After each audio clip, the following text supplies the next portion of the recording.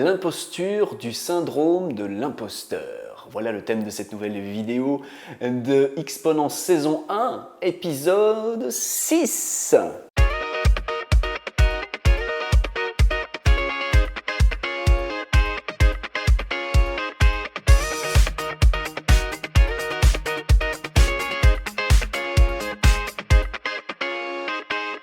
Salut toi qui es derrière ton écran, voici la thématique de cette vidéo, l'imposture du syndrome de l'imposteur. Hey, oui, je te l'annonce, je te l'apprends peut-être.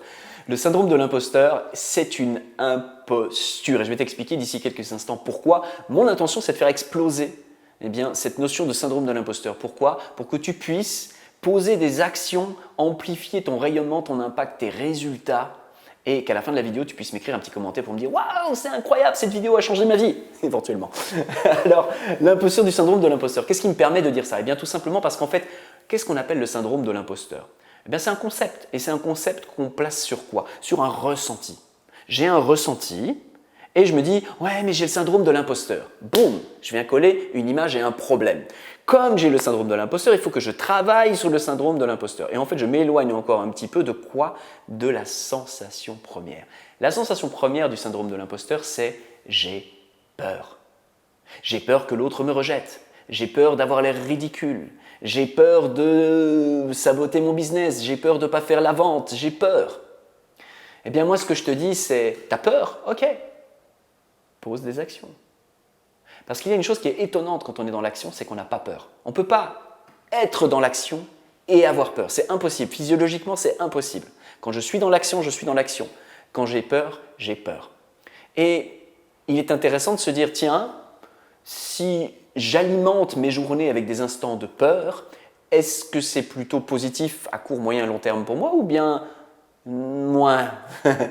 Ou bien est-ce que si je pose des actions, est-ce que tout à coup, petit à petit, ça ne va pas améliorer, ou en tout cas permettre l'émergence d'une situation dans laquelle je vais me sentir de plus en plus confortable et de plus en plus en bien-être. Donc, l'idée ici, c'est quoi? L'idée, elle est très très simple. Syndrome de l'imposteur, c'est un concept, prends-le, jette-le par la fenêtre. On s'en fout du concept. On s'en fout du concept parce qu'avec des concepts, on ne sait pas faire quoi que ce soit. Avec un ressenti, avec une énergie, on peut faire quelque chose. Donc d'abord se dire, ok, il y a l'énergie qu'on pourrait appeler syndrome de l'imposteur ou le ressenti de peur qui est présent. Très bien, qu'est-ce que j'en fais? Est-ce que j'en fais une prison? Auquel cas je reste dans la peur, je suis coincé dans la peur et la peur m'empêche. Et le syndrome, le vilain syndrome de l'imposteur m'empêche. Ou alors, c'est juste un point d'appui. Je m'appuie sur ma peur pour poser un acte, un geste. C'est ce que font les artistes, ils ont le trac. Mais ils montent sur scène. C'est ce que font les hommes d'affaires ou les gens qui sont entrepreneurs. Ils ont le trac quand ils vont voir leur banquier, quand ils lancent une nouvelle campagne, même Steve Jobs, il avait le trac quand il a lancé l'iPhone. Il était traqué à mort. Mais il s'est appuyé sur sa peur pour poser des actions.